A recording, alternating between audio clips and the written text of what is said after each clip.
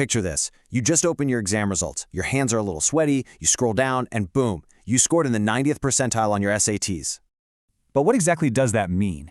Does it mean you got 90% of the questions right? If you got an A- on the test, does that automatically put you in the 90th percentile? This is literally one of the most common confusions students face when they start looking at statistics. Well, the short answer is no. A score percentage just tells you how much of the test you answered correctly, but a percentile rank, that tells you how you performed relative to everyone else. By the end of this explainer, you are going to completely understand percentiles, quartiles, the exact formulas behind them, and exactly how to apply these concepts to spot hidden outliers in real-world data. We're going to build this step by step. All right, Section 1, the power of percentiles. Let's dive straight into our first foundational concept. So percentile is simply a value that divides a dataset into 100 equal parts. It is all about relative standing. To score in the 90th percentile absolutely doesn't mean you got a 90 out of 100 on the exam. It actually means that 90% of the test scores are the same as or lower than your score, and consequently 10% of the scores are the same or higher.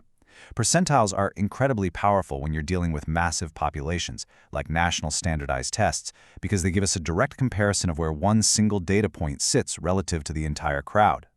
Now, before we do any math, pause right here. This is absolutely crucial. The single most common mistake students make is forgetting to sort their data. If you're calculating any measure of location, percentiles, medians, quartiles, whatever, you must always sort your data from smallest to largest first. If your data is scrambled, your percentiles are going to be completely meaningless. Lock that rule in your brain right now. Let's look at a real-world example of why this matters. Universities use percentiles all the time to set benchmarks. Let's say Duke University decides they want their applicants to have an SAT score at or above the 75th percentile. Well, when they look at the ordered data of all test takers, that 75th percentile might translate to an actual SAT score of, say, 1220. The 1220 is the score, the 75th percentile is the location of that score. It gives the admissions office a really clear, actionable baseline. Moving on to Section 2, medians and quartiles explained. We just divided data into 100 parts. Now, let's simplify things a bit and divide our data into just 4 parts.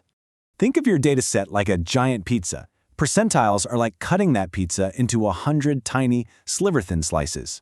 It's super precise, but maybe a little too detailed for just a quick summary, right? Quartiles, on the other hand, just cut that exact same pizza into 4 giant equal slices. It's the exact same data, just grouped into bigger chunks. So the really crucial point is how these slices line up on a timeline. The second quartile is right in the dead center. We usually call this the median. It splits your perfectly ordered data right in half. 50% of the values are below it, 50% are above it. Now take that lower half and find its middle. That's your first quartile, or Q1, representing the 25% mark. Do the exact same thing for the upper half, and you get the third quartile, or Q3, which is the 75% mark. Make sense? Okay, Section 3, spotting outliers with IQR. Now that we've got the basic idea of quarters and percentiles down, let's connect this to real life. How do we actually use this stuff to find weird anomalies in our data? Well, this introduces a concept called the Interquartile Range, or IQR for short. The IQR is basically the mathematical sweet spot of your data.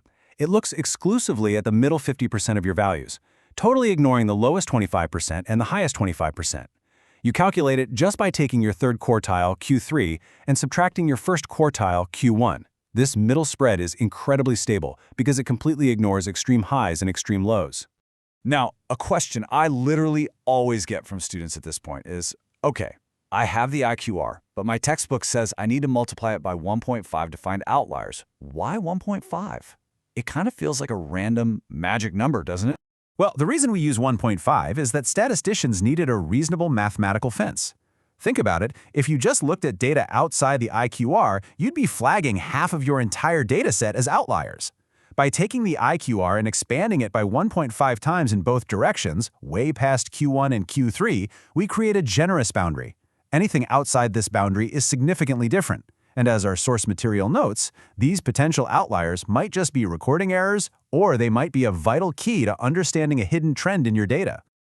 Let's make this way easier with a real example. Here we have 13 real estate prices already properly ordered from smallest to largest. Our median, right in the middle, is $488,800. If we calculate our Q1, it's $308,750. Our Q3 is $649,000. If we subtract Q1 from Q3, our IQR is $340,250.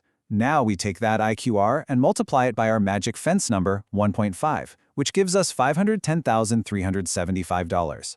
We subtract that from Q1 for our lower bound and add it to Q3 for our upper bounds. So our upper bound calculates to $1,159,375. When we look back at our list of houses, almost all of them fit safely inside our fence. But look at that final house on the list, $5.5 million. No way, right? It completely blows past our upper boundary. Therefore, the mathematics objectively flags this $5.5 million mansion as a potential outlier that definitely requires further investigation. Section 4. Calculating the exact percentile. All right, you've totally mastered the concepts. Now let's move to the actual step-by-step formula for finding any specific percentile. Grab a notebook if you need to, because we're going to walk through this together. Here's the formula to find the kth percentile. Step 1, order your data. Step 2, calculate your index, which we'll call I. The formula is I equals k divided by 100 multiplied by n plus 1, where n is your total number of data points. Now pay super close attention to steps 3 and 4. If your result for I is a perfect whole number, like 12, great. The 12th number in your list is your answer. But if I is a decimal, like 12.6, you don't just round up. You find the 12th value, you find the 13th value, and you take the exact average of those two numbers. Let's apply this to a really fun data set, the ages of 29 Academy Award-winning Best Actors. They're already sorted from youngest at 18 to oldest at 77. Let's say we want to find the 83rd percentile for actor ages. Our K is 83. Our N is 29. So 83 divided by 100 is 0.83. We multiply that by N plus 1, which is 30. 0.83 times 30 gives us an index I of 24.9. Since 24.9 is not a whole number, we have to look at the 24th position and the 25th position on our list. The 24th age is 71. The 25th age is 72. We take the average of 71 and 72, and we get 71.5. So the 83rd percentile for Academy Award-winning actors is 71.5 years old. Beautifully done. Okay, moving to Section 5, finding a value's percentile. What if we want to reverse engineer this whole thing? What if we already know the data value and we want to figure out what percentile rank it actually holds? The inverse formula is actually highly intuitive. First, you just count how many values in your list are strictly less than your target number. We'll call that X.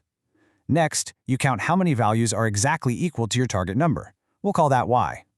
Then you just plug them into this super simple equation, X plus 0.5 times Y. Take that whole result, divide it by your total number of data points, n, and multiply by 100 to get a percentage.